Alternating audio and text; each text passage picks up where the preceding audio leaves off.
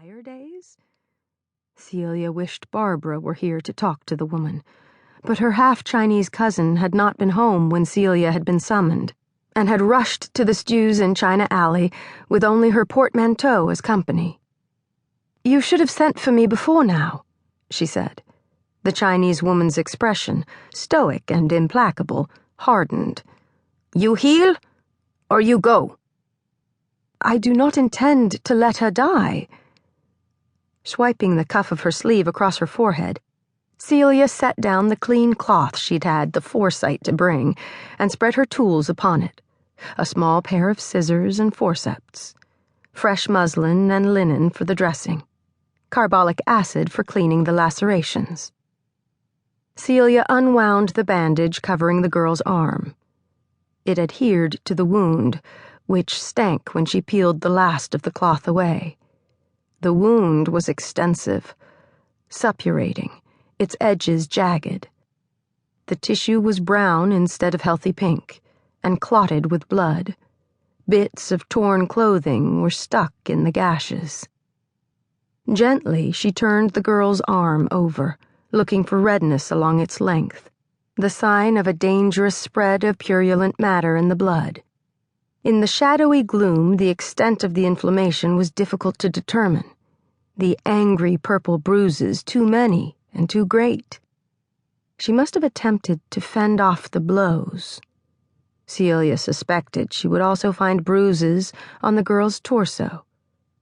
The strikes her customer had landed, with a heavy belt buckle, if Celia had to guess, had been unrelenting and could have killed her immediately. Might still kill her, despite Celia's best efforts. A young woman had appeared in the doorway. 2 long braids hung beneath a dirty gingham handkerchief tied over her hair, and her hands plucked anxiously at the hem of her shabby tunic. The girl, small-boned, pretty, was another of the many prostitutes imprisoned within this building. "I need clean water," Celia said to her. "Tseng shui." Given the stench of sewage wafting through the open door, she might as well ask for the moon. The prostitute gathered the filthy bandages and scurried off to fetch water. Celia brushed her patient's hair away from her face. The girl groaned and twisted away from her touch.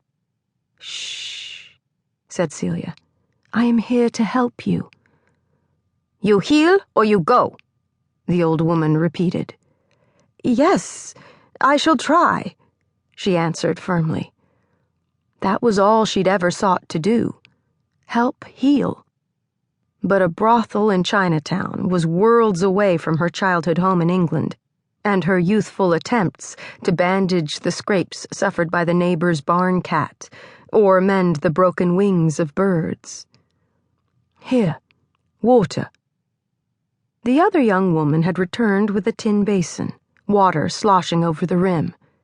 She set it on the floor next to Celia's feet and stood back. There were tears in her eyes as she looked down at Celia's patient. It would be hard to be a friend in this place. Hard when life was so uncertain and far too short. Celia started to work, first cleaning the wound as best she could, flushing it with generous amounts of water to remove the loose debris and pus. The runoff splashed onto the dirt floor at her feet, splattering her boots, dirtying her stockings. The prostitute standing in the doorway murmured to the elderly woman, sounding distressed. Her anxiety for her friend received a sharp reprimand. There was no pity to be found here, and less room for affection. The patient's eyelids fluttered as she tried to open them. "Hurt?" asked her friend, shuffling forward. "What I am doing hurts only a little," Celia reassured her. "The flesh is too decayed to have much feeling in it."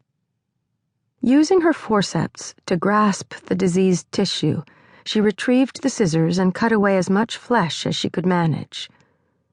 The wound began to bleed anew, which she took as a good sign.